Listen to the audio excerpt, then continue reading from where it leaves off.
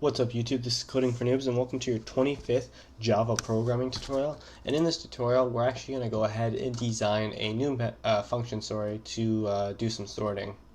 And basically, if you recall, in our last video we made a few functions, or in our last two videos we made a few functions.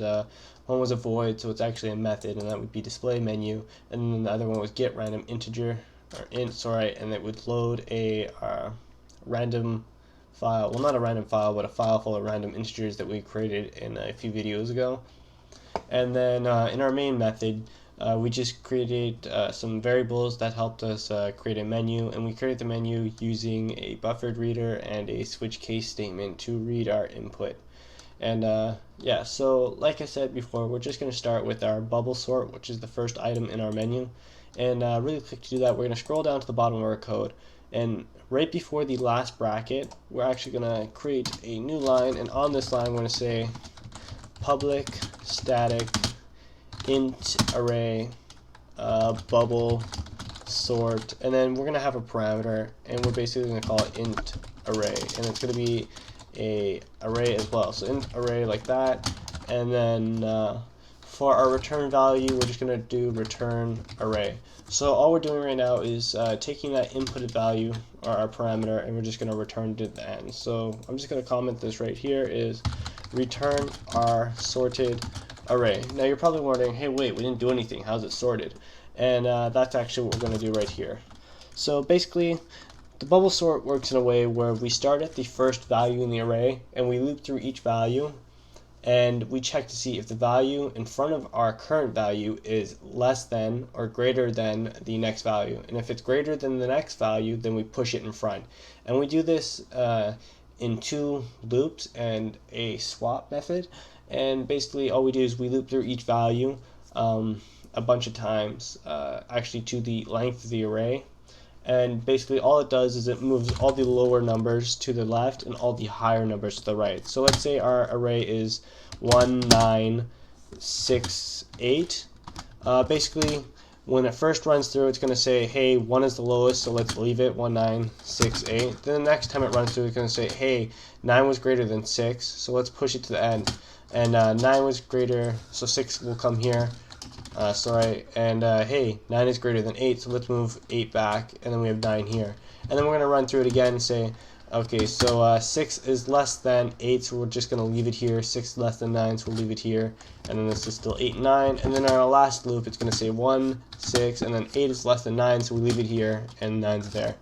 So if you haven't already noticed, this is kind of inefficient because we have to loop over the array for the amount of times that there are numbers in the array, and that's why it's a little bit slower than other sorting algorithms that we'll use. But it's just really easy to learn because it has a very easy concept where we just loop through and push everything forward. So to get this array started, we're actually just going to create one loop to start with, and we're going to call it int I equals 0.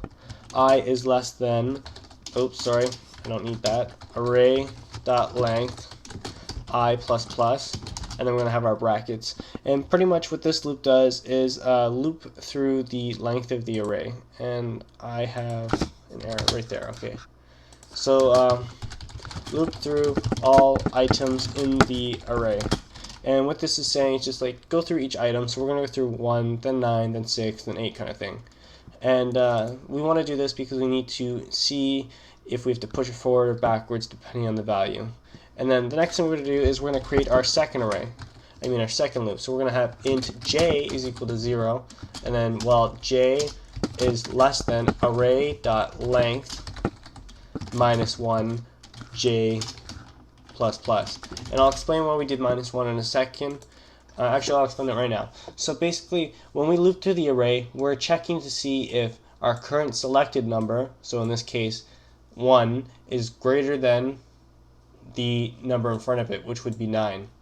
And in this case, like when we get to the end, when we get to this value right here, we need to stop the loop, because if we go one more forward and we try to check a next value, there is no next value, and we would have an array out of bounds error. And that's why we have this minus 1 here. So when we get to the last value in the array, this 8, 8, 9, 9, 9, like we don't try to go any further forward because it'll create an error. So the next thing we're going to do is we need to build an if statement. So what the if statement is going to do is we're going to check to see, so is the currently selected value greater than the value in front of it. So what we do to do this is we do if array j is greater than array j plus 1, then it is. And otherwise it isn't, so we don't have to do anything. We don't have to push it forward. But in the case that it is greater,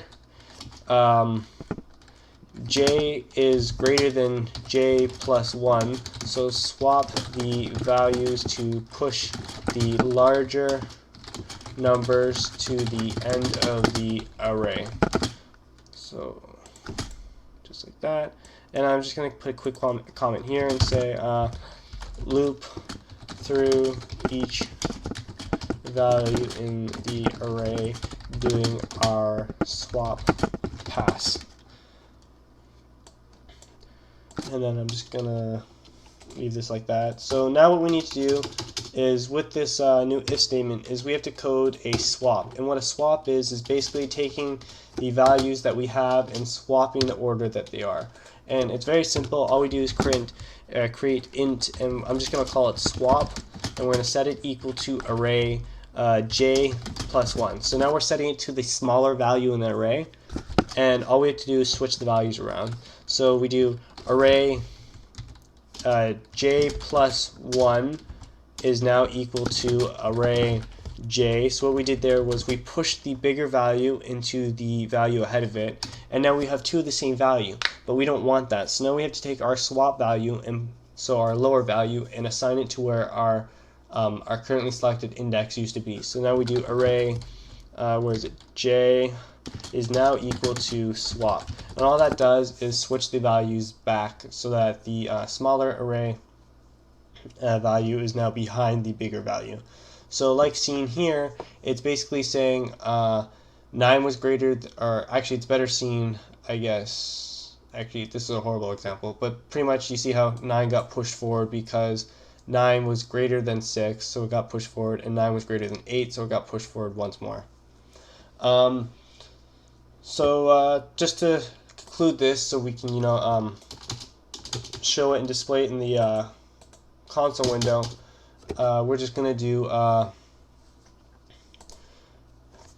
underneath our main method in case 1, we're just going to declare a new array, and we're going to call it int sorted equals bubble sort, and then we're going to have random. So all this is going to do is create a new array and set it equal to our randoms.